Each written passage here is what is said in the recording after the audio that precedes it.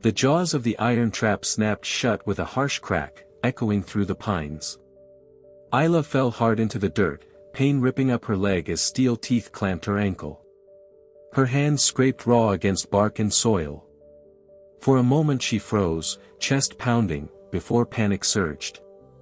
She knew this sound, made for deer or wolves, not people. Yet here she was, caught like prey.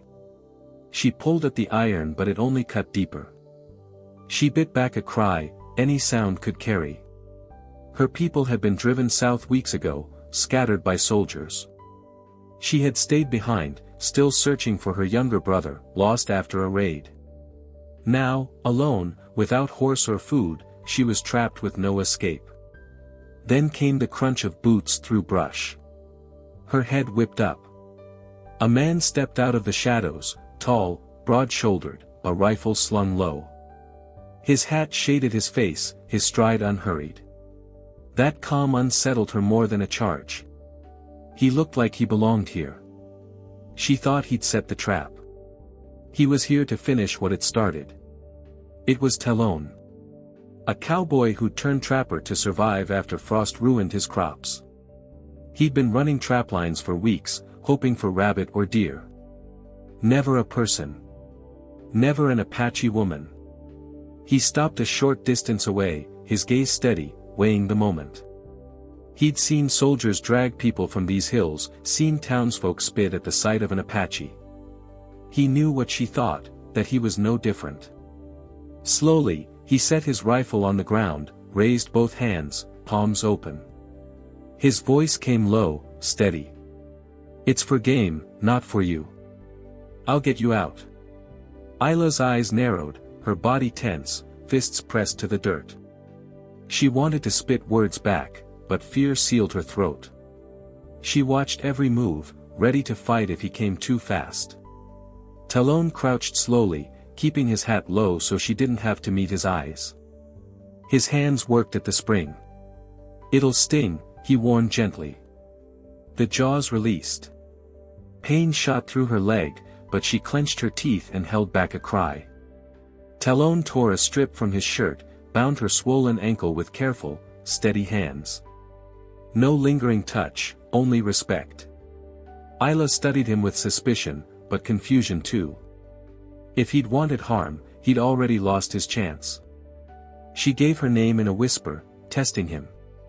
He nodded, repeated it, not perfectly, but with care. Then gave his own. Talon. The forest seemed to hold its breath. She could limp away, risk the wilderness alone. Or follow the stranger who had freed her. Neither choice felt safe.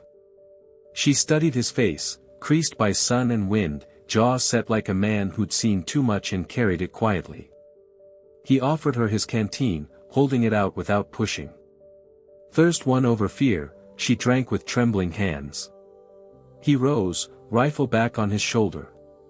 "Cabin's not far," he said. "You can walk." Testing her weight, Isla winced but nodded. Fear still gripped her, but beneath it lay a fragile thread of trust. He'd freed her when he didn't have to. That mattered. Together they started down the trail. Talon walked just close enough so she wouldn't stumble alone, but never near enough to crowd her. Silence stretched between them, heavy with calculation, her wondering if he'd betray her, him wondering if she'd bolt. Two strangers, bound by survival, walking into uncertainty neither could escape. Isla wanted answers, who this man really was, why he hadn't taken her life when he had the chance, and if walking beside him meant freedom or a slow walk into captivity. She had seen men who called themselves settlers drag women away, had seen soldiers take even worse. Her mind twisted with dark images of what might come. But the other path was worse, limping alone into hills where both wolves and men hunted. Each step she chose to keep following him, testing if his words matched his actions. Talon knew exactly what churned in her thoughts. He carried his own shame. He'd ridden with cattle outfits that treated men like expendable tools, watched a family of Apaches driven from their canyon after soldiers set fire to their homes. He hadn't lifted a hand then. That memory still burned. But today, at least, he had made one different choice. He had freed her. That mattered, even if it could never wipe the slate clean. They followed the creek, water sliding over rocks, the air sharp with pine and damp earth. Finally, he broke the silence, his tone flat and plain. "Cabin small. Just me there. Nobody else." She studied his face, searching for lies. Seeing none, she gave a slight nod. When her ankle gave way on a slope of loose stone, his hand shot forward instinctively. She jerked back, bracing. He raised his palms and stepped away. "You lean if you want. If not, don't. It's your choice." Her anger cooled as quickly as it had risen. For the first time, she believed maybe he meant what he said. She hissed against the pain, pushed herself upright without his help, and he let her. Unspoken questions hung in the air. She wanted to ask why he lived out here in solitude. He wanted to ask why she wandered alone, separated from her band. Neither spoke. When the cabin roof finally broke through the trees, Isla's voice cracked the silence. "Why trap, cowboy?" Her suspicion laced every word, but so did a trace of curiosity. Talon didn't flinch. "Winters mean out here. Frost killed my corn, mare went lame. I hunt to eat. To keep a roof over me." His voice carried no pride, only the weight of survival. They stepped into the clearing. The cabin stood rough and worn, smoke curling from a crooked stovepipe, fences sagging with age. Not the home of a soldier, not the fort of a conqueror, just a place where a man scraped by. It surprised her. He looked more like a survivor than an enemy. He swung open the gate and stepped aside. "Go on," he said, letting her pass first. It was a small thing, but she noticed. He had spent the entire walk giving her choices. She didn't thank him, but she walked through the yard. Inside, the air smelled of smoke and old wood. One room only. Bare shelves. A single bed. No hidden weapons. No other people. That answered at least one question: he lived alone. Truly alone. Talon leaned his rifle against the wall. "You can sit," he said. "I'll cook. Rest that ankle." He didn't move closer, didn't try to close the distance. He knew trust had to be built with deeds, not talk. For the first time since the trap snapped shut, Isla exhaled a breath she hadn't realized she was holding. The edge of fear dulled into something else, cautious watchfulness, the first step toward believing this stranger might not be danger. The cabin itself was plain, rough pine walls, low ceiling, dirt floor packed hard from years of boots. A single stove scarred black, a plank table, one narrow bed covered with a wool blanket. Nothing hidden. No tricks. Just the life of a man who had cut and built with his own hands. Talon saw her studying it. He spoke without pretense. "Ain't much. Everything you see, I built myself." He moved slowly, pulling a tin of beans and a strip of salt pork from the shelf. Survival food, not a feast. But it was honest. Talon didn't ask if Isla wanted food. He simply set to work, because hunger didn't wait for permission. He sliced the salt pork into pieces, dropped them into a black iron pan, and poured in beans. Soon the cabin filled with the smell of grease and smoke, sharp and comforting all at once. Isla lingered near the wall, her ankle throbbing, eyes never leaving him. She thought about staying on her feet, ready to bolt if danger showed itself. But her body reminded her she wouldn't make it far if she tried. Talon noticed her hesitation. He nodded toward the chair. "Sit if you like. Chair won't bite." His attempt at humor was stiff, but deliberate, a gesture to show he wasn't her jailer. After a pause, she lowered herself onto the chair, her gaze sharp, testing him. He stayed at the stove, stirring, giving her distance. When the food was simmering, he pulled a small cedar box from a shelf and unwrapped a bundle of herbs. Kneeling by the table, he showed her. For swelling. Old man taught me years back. He didn't force it on her. He left it in reach, letting her decide. She studied it, then gave a faint nod. When he crouched by her ankle, his movements were slow, every step clear. She tensed, ready to shove him away, but his hands were steady, careful. The cool herbs dulled the ache as he bound them with cloth. He leaned back quickly, no lingering touch. Suspicion remained in her eyes, but so did relief. The silence pressed heavy while the beans softened. Finally, she broke it. Why alone? Her voice was quiet, edged with caution. This wasn't idle curiosity. It was survival. Talon set 2 tin plates on the table, his voice flat, the tone of a man telling an old truth. Worked cattle near all my life. Rode with outfits that didn't care if a man dropped dead so long as the herd kept moving. Saw men shot for less than $1. Got tired of it. Found this patch of land, built what I could. Don't belong much in town. Folks don't sit easy with me, so I stay out here. His blunt honesty caught her off guard. She had expected pride, or arrogance, but instead it was bare survival. She weighed his words against the patched roof, the worn tools, the simple table. He wasn't lying. He set the plate before her and waited until she took the first bite before sitting with his own. The pork and beans were plain, but hunger claimed her, and soon her plate was clean. He said nothing, only refilled her tin cup with water before eating his own share in silence. When the meal was over, he cleared the dishes and stoked the stove. That left the unspoken question hanging: where would she sleep? There was only one bed. Her eyes flicked toward it, then back at him, searching. He noticed. Floor's cold. Bed's the only real place to sleep. If it's too much, I'll take the floor. But it's one or the other.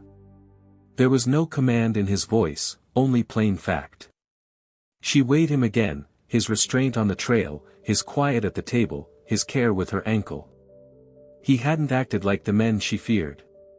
Slowly, she gave a stiff nod.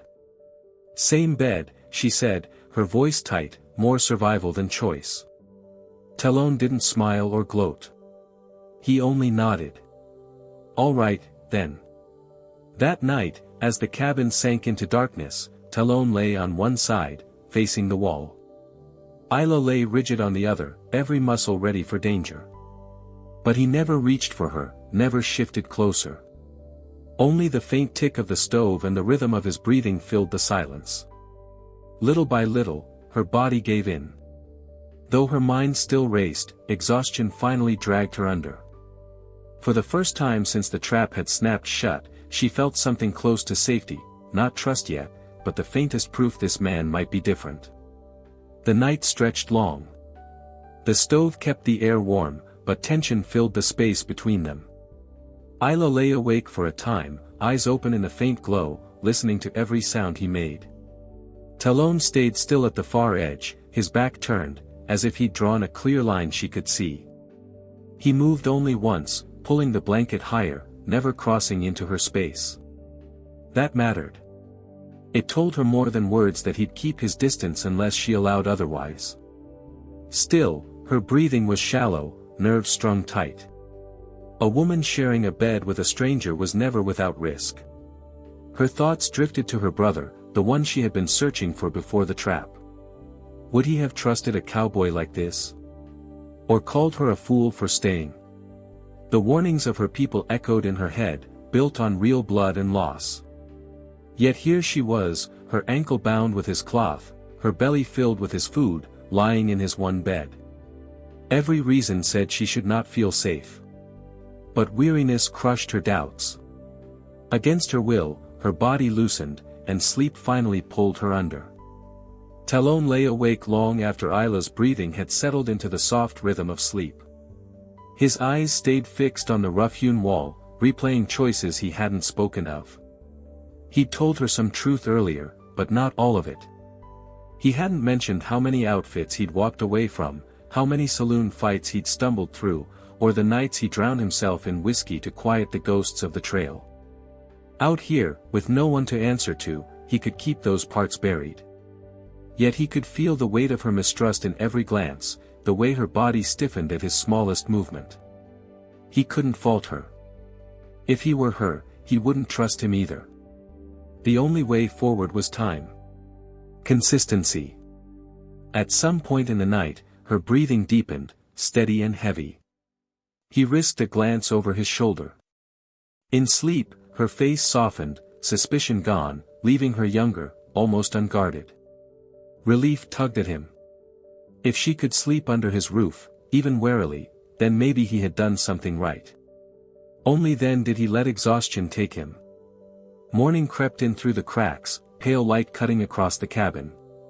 The stove fire had burned low, the air cool but not biting.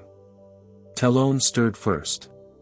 He rose quietly, careful not to wake her, slipped on his boots, and set water to boil. The rich scent of coffee soon filled the room. Isla stirred, blinking, her body stiff from yesterday's strain. For a moment, confusion flickered, until memory returned, and she saw him, not watching her, but tending to simple chores. That steadied her faster than any words.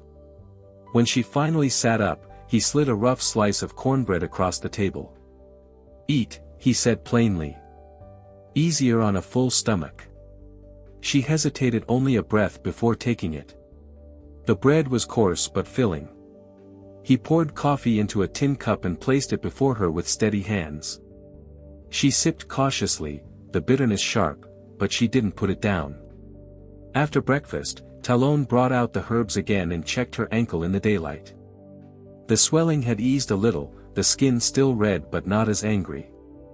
"You'll walk better today," he said, rewrapping it with the same steady care as before. This time she didn't recoil from his touch.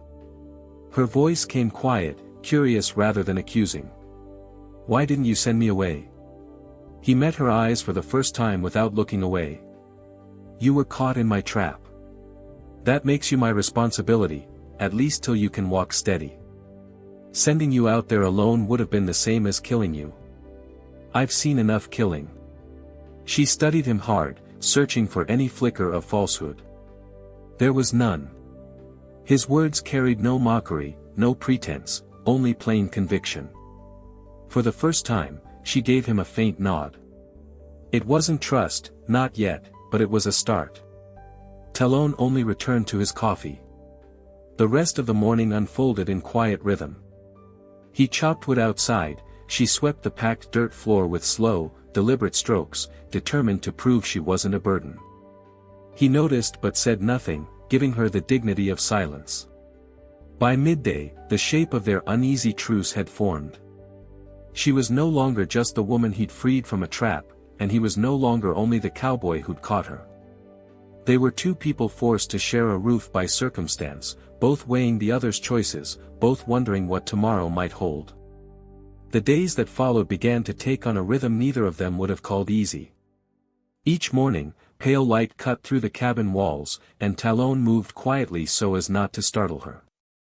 He set water to boil, brewed coffee, fixed simple meals of beans, cornmeal, dried venison. She noticed the way he avoided sudden gestures, the way he let her choose whether to sit at the table or stay on the bed, the way he never pushed her to speak before she was ready. Those small mercies mattered more than the food itself. Her ankle was still swollen, but with herbs and rest, it began to hold her weight. When she tried to step past the cabin door, she stumbled once. Talon's hand moved instinctively to steady her. She caught herself before his touch landed and straightened sharply, glare sharp as a blade. He stopped, nodded, and stepped back, letting her recover on her own. That choice mattered most of all. That moment settled one question Isla hadn't dared speak. Would this man use her weakness to control her? His choice not to prove more than any promise. It quieted a fear she carried deep. She began noticing things inside the cabin that didn't fit the image of a man who meant harm. The walls bore patches where gaps had been sealed with clay and moss. On the shelf beside a worn Bible rested a small carving, a wooden horse, smoothed by hand. It wasn't a tool, wasn't a weapon. It was something someone had made with care. One afternoon, while Talon was splitting wood, Isla picked it up. When he stepped back inside, he saw it in her hand. He didn't grab it away or look ashamed. He only said, "Made that years back for a boy who never got to keep it. Figured I'd hold on." He didn't explain more. She didn't press, but the words stayed with her. In time, she too let slip small pieces of herself. While sweeping the dirt floor with willow twigs, she murmured, "My brother used to do this in camp. He was younger, too small for a spear, but he wanted to help." Her voice faltered, then broke off. Talon didn't force her to go on. He only asked, "How long since you saw him?" She shook her head, unwilling to answer, and he let it be. That restraint mattered more than anything. Still, one question weighed heavy. Was she free to leave? She hadn't asked, but she thought of it every time she looked at the door. Talon must have sensed it. One evening, over venison traded from a passing hunter, he said flatly, "When your ankle's healed, you can go if that's what you want. No one's keeping you here." She studied his face, searching for deceit. There was none. Their days filled with survival work, and silence shaped into something almost steady. Talon showed her his snares, how the trigger worked, how the scent carried on the wind. At first she only listened, cautious. Soon she asked questions. Why bait near rock instead of open ground? Why set some loops higher than others? He answered plain, without pride. When she suggested moving one closer to a deer trail, he considered, then agreed. That surprised her. He treated her voice as useful, not decoration. She gave back in kind. At the creek, she showed him which roots could be crushed into paste for wounds, which leaves eased sickness boiled as tea. He listened closely, memorizing. Out here, knowledge meant survival. By the fifth night, the way they moved around each other had shifted. She no longer flinched when he set food near her hand. He no longer watched the door as if she might bolt. They circled one another in quiet understanding, two people who couldn't last long in such a land if they stayed at odds. Still, questions lingered. She wondered why he truly lived apart, away from townsfolk. He wondered what had scattered her and her brother. Neither asked. Not yet. But both knew the answers would surface one day. For now, the truce was enough. The cabin, once sharp with fear, carried a different weight, still fragile, but livable. By the sixth day, her ankle had healed enough for her to step outside without clinging to the doorframe. The limp remained, but she could stand on her own. That changed everything. She was no longer confined.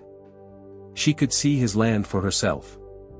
For days, she'd wondered if he meant to keep her hidden, like a bird in a cage. But now she saw the truth. There were no fences. Only endless woods and hills stretching in every direction. If she left, nothing stopped her but her limp and the dangers of the wild. Talon seemed to know the thought was coming. You can walk farther now, he said. I'll show you the ridgeline, the traps I set. Best way to see what this place really is. His voice carried no pressure, only an invitation. She waited, then chose to follow. She wanted to see how far his words held true. They set out after midday, the sun high, the ground damp from melted frost. Talon walked a few steps ahead, rifle on his shoulder, scanning the tree-line. Isla followed at her own pace. He never turned to rush her, never offered his hand unless the slope grew steep. When her ankle slipped on a loose stone, he stopped and waited for her to steady herself, never touching. That choice told her everything. He would not take what wasn't offered. The trail led them through a stand of pale aspen, their leaves already fading with the turn of season. In a clearing stood an old pine, its trunk split in two by lightning. Talon pointed at the scar. Marker. Means we're close to the first snare. Talon showed Isla how the snare lay hidden beneath brush, the bait set just right, and how the wind carried scent to the animals. She crouched, testing the wire with careful fingers, her questions sharp. What if the wind shifts? What if a coyote comes first? He answered plain, the way one survivor speaks to another, not like a man teaching someone beneath him. When she suggested raising the loop higher to match a buck's stride, he paused, considered, and adjusted it just as she had said. That startled her. Few men she'd met had ever given weight to a woman's knowledge, let alone acted on it. On the way back, they found fresh tracks pressed deep in the damp earth, 2 sets of horse prints, sharp-edged, less than a day old. Talon crouched, running his hand along the soil.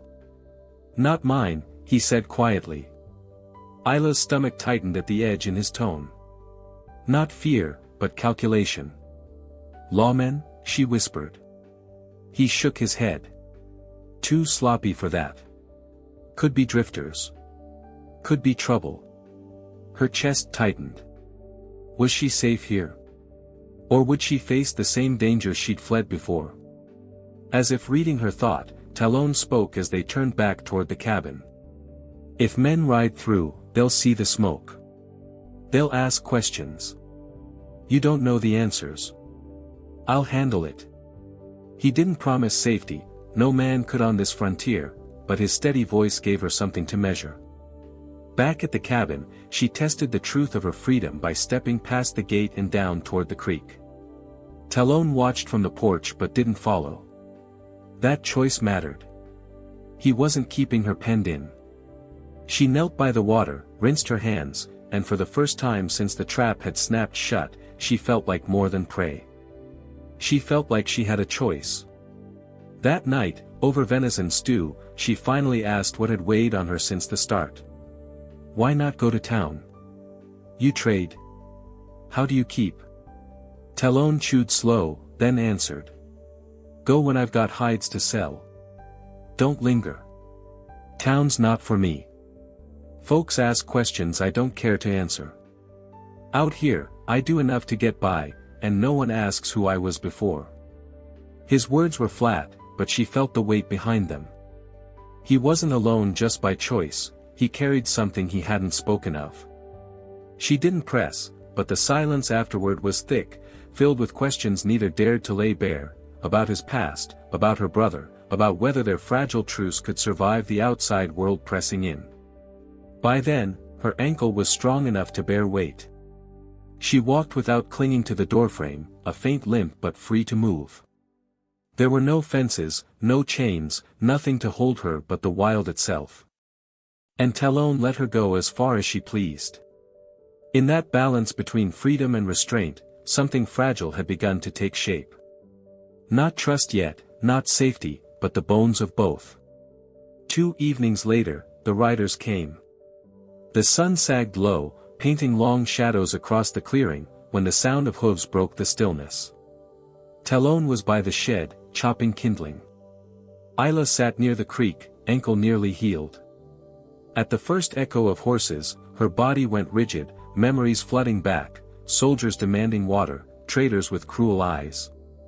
She stood fast, wide-eyed, turning toward Talon. He had already set the axe aside, his rifle in hand, moving with the calm focus of a man who expected trouble but refused to show panic. 2 riders emerged from the trees with the lazy confidence of men too used to taking what they wanted. Dust coated their coats, pistols slung low, and their crooked grins looked more like threats than greetings. They called out before reaching the porch, voices feigning friendliness, but their eyes roamed over the cabin, the shed, the thin line of smoke from the stovepipe. They weren't looking for kindness. They were measuring what could be stolen. Talon stepped onto the porch, rifle held low but ready. His stance was easy, but his voice was steady as stone. Evening. Inside, Isla slid to the window, hidden but watching. She gripped the iron skillet in both hands, her pulse hammering in her throat. One thought cut sharp through her fear, would he hand her over to save himself? The taller rider leaned forward in his saddle, eyes fixed on Talon's rifle. Heard there's water here. Creeks ran dry where we came from. Talon's reply came calm and even. Creek runs clear yonder, he said, nodding toward the trees. Plenty there. You'll find it easy, the younger rider said with a smirk, his voice dripping arrogance. We could use more than water. Maybe a meal. Maybe a bed for the night. His eyes flicked toward the cabin door, and though he didn't say the words, his meaning was clear. Talon's jaw tightened. Food's counted. Cabin's mine. Best you move on. His voice wasn't raised, but it carried the weight of stone. The riders shared a look. The younger one let out a dry laugh. That rifle of yours, $50 fair enough? Talon shook his head once. Rifle's not for sale. The taller rider leaned back in his saddle, spit dark into the dirt, his hand drifting close to the pistol on his hip. 50's a bargain compared to what it might cost you otherwise. The words hung sharp, meant to test his nerve. Inside, Isla's grip on the skillet tightened until her knuckles ached. Her thoughts spun, if bullets started flying, could she fight? Or would she be dragged out before she had a chance to swing? Her ankle still weak, her chest tight with the knowledge her fate balanced on Talon's next move. Talon's reply came steady, calm, but with steel under it. Not looking for a fight. But you'll find one if you push me. This lands hard enough without men making it worse. The rifle stayed pointed at the dirt, but his stance shifted, feet braced, a line of cover only a step away. Every part of him said ready. The moment stretched thin as a trigger wire. The riders weighed their chances, 2 against 1, but the quiet certainty in Talon's tone cut through them. He wasn't bluffing. And men like them knew the difference. The younger one muttered, tugging at his reins. The tall rider spat once more, scowling. Plenty of easier pickings down the trail. With that, they turned their horses. Not quick enough to show fear, not slow enough to hide retreat. When the sound of hooves finally faded, Isla let out a breath she hadn't realized she was holding. Her hands shook as she lowered the skillet. She had half expected him to hand her over, to use her as a shield. But he hadn't. He had stood firm, never once giving her name or face to them. Something deep inside her shifted. Talon stepped back into the cabin, set the rifle against the wall, and poured her a tin cup of water. He said nothing about the riders, nothing about her trembling hands. He only placed the cup near her and went back to the stove, feeding the fire. His silence was its own answer. He hadn't stood his ground for thanks. He had done it because it was right. That night, as the wind rattled against the cabin walls, Isla lay awake long after him, listening to his slow, steady breathing. For the first time since the trap, the sharp edge of fear dulled into something else, not trust, not yet, but the start of believing he might not betray her when danger came close. The cabin was still after the riders left, but the silence carried weight, the heavy memory of what could have happened. Isla sat at the table, fingers wrapped tight around the tin cup he'd given her, though the water was gone. Her chest tightened at the thought of camps long ago, strangers walking in with smiles, leaving with more than they were given, sometimes with people who never came back. The skillet rested at her feet, heavier now that her hands were empty. Talon stoked the stove, checked the rifle, and set it back in its place. He'd seen her eyes through the crack in the door earlier, the fear she tried to hide. He knew better than to ask if she was all right. She wasn't. Words wouldn't mend what scars kept alive. Instead, he spoke of something else, something that carried weight for him. Preacher out of Santa Fe comes through once in a while. Carries a ledger, writes names, marriages, births, things lawmen will honor. I got a paper from him years back. Never used it. Isla frowned, unsure why he told her this. For what? Was meant for a woman I courted once. Fever took her before the preacher came again. Kept the paper anyway. Figured maybe I'd need it someday. His tone was steady, but under it lay rawness. He didn't meet her eyes, just stared at the lantern flame. Her suspicion stirred. Was this his way of claiming her, binding her without her word? But when she looked at his face, she saw no possession there. He hadn't said "you will." He had only spoken of what was, of something he carried but had never used. Talon was sharing, not claiming. That difference mattered. Isla set the cup down, leaned forward, and finally gave him something of her own. "My brother," she said, her voice rough. "Last I saw him was before the soldiers drove us south. He rode out on a raid and never returned. I searched. No body, no sign. Just gone." Her words caught in her throat, heavy as stones. "Every trail ended empty. Every camp I found was ash. Still I looked. Then came your trap." Talon listened without a single interruption. He didn't fill the silence with false comfort or wasted promises. He gave her what she needed most, his full attention. When she finished, he said quietly, "You've still got time to find him. Maybe not here, maybe not today. But time hasn't run out yet." She stared at him, torn between anger at the hope in his tone and a deep yearning to believe it. That night, as the stove flickered low and they lay once again in the same bed, something had shifted. She no longer clung to the farthest edge. He didn't move closer, but the space between them wasn't born of fear anymore, it was choice. Her breath came uneven, still raw from speaking her grief. His steady breathing beside her grounded her. The question that had haunted her from the start returned: if danger came, would he stand firm? Tonight, she believed he would. Not because of the rifle at his side, but because he had already proven he would not betray her when it would have been easier to do so. That choice weighed more than any vow. Before sleep claimed her, she whispered a single word in her own tongue, quiet, uncertain if he'd understand. It meant "not enemy." Talon didn't answer, but she heard his breath ease, felt the weight of silence change, and knew he had heard. Their bond, fragile as the thin glass of ice on the creek, was beginning to take shape. Not love. Not safety. But something in between. The first snow came sooner than either of them expected. Only a thin veil that melted by midday, but enough to warn of the season's teeth.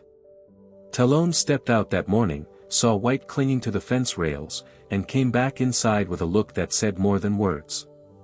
"We'll need to get things right before the real cold comes." From that day, work filled their hours. Talon patched the chinks in the cabin walls with moss and clay, packing it tight so the wind wouldn't snake through.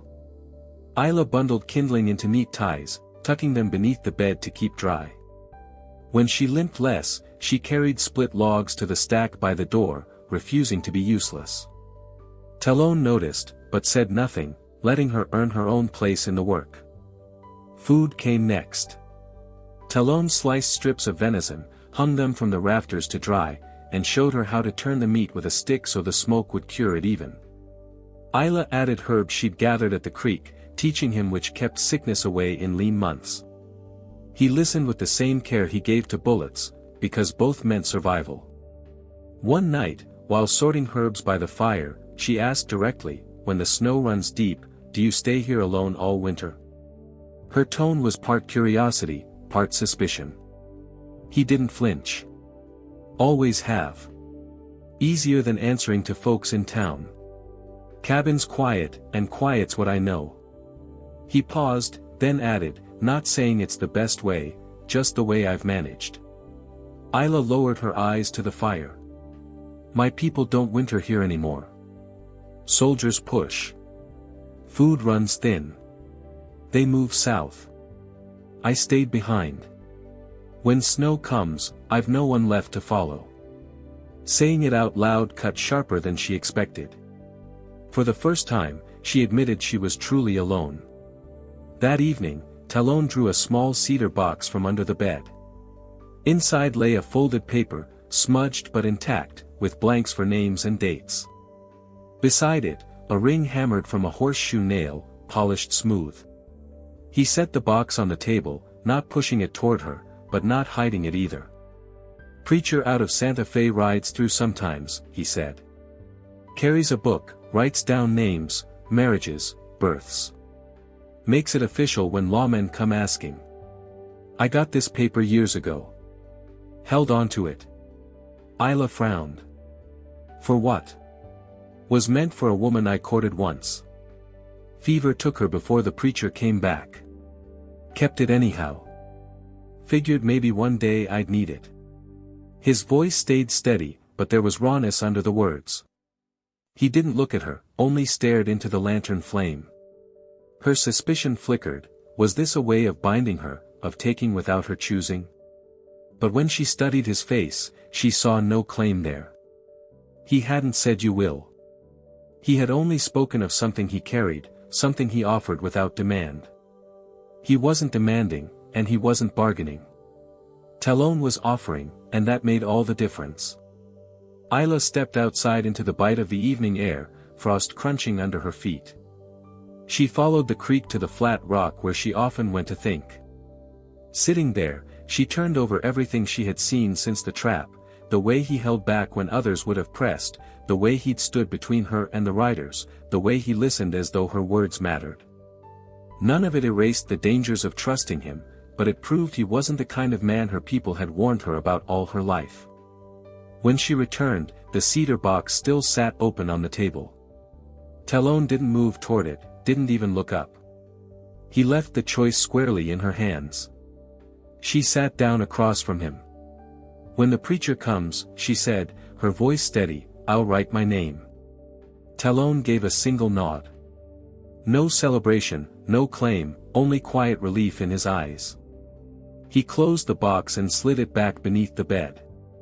That night, as the wind pressed against the walls, they lay side by side as before. But the space between them no longer belonged to fear. It was choice, and both of them knew it. Weeks later, the preacher finally came, rattling into the clearing behind a tired mule as snow drifted heavy through the ridge. His beard was white with frost, his shoulders stooped from miles of lonely road. Talon stepped outside to greet him, rifle slung at his side out of habit. Isla stood in the doorway, arms folded, wary as always. But this traveler looked more weary than threatening. The preacher climbed down, satchel tucked under his coat. Evenin', he said, voice rough but kind. I carry a ledger, if you still aim to use it.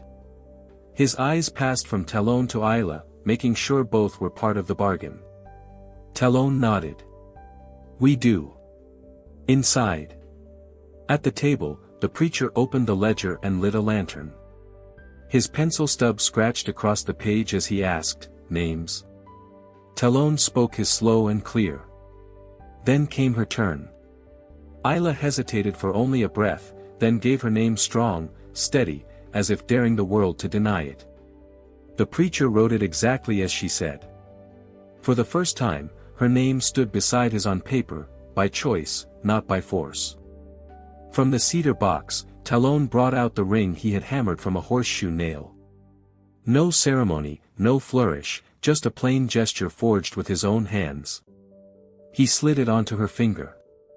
The weight of it carried every silence they had endured, every meal shared, every danger weathered side by side. Isla laid her hand over his, not from obligation, but from her own decision. The preacher closed the book, tucked it away, and said simply, It's done. He stayed just long enough to share a bowl of stew, spinning a story about a stray cat in Santa Fe that hunted rabbits bigger than itself. The tale was so absurd it dragged a rare smile from both of them. Then he climbed back onto his cart and vanished into the snowy night. Inside, the cabin felt smaller, but warmer. Talon stoked the stove. Isla traced the edge of the ring with her thumb, her face calm but unreadable. One question still lingered, and she was the one to speak it.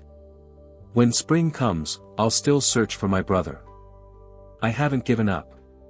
Talon met her eyes, his answer steady. Then we'll look together. You won't do it alone. That promise settled everything she hadn't dared to ask. He hadn't bound her to keep her in the cabin, he had chosen to stand beside her. They spoke of smaller things too. She promised to show him where berries hid under snow. He promised to finish her second pair of moccasins before the deep freeze. Simple plans, stacked like the woodpile by the door. Necessary. Theirs. That night, when they lay down, the distance between them was no longer brittle. It was steady, like the rhythm of the fire. She slept knowing she would not be handed over. He slept knowing he was no longer alone. By morning, snow lay deeper outside, but inside the cabin, nothing felt unresolved. Fear had become choice. Suspicion had turned into partnership. What began in a steel trap now bound two lives together, by decision, not chance.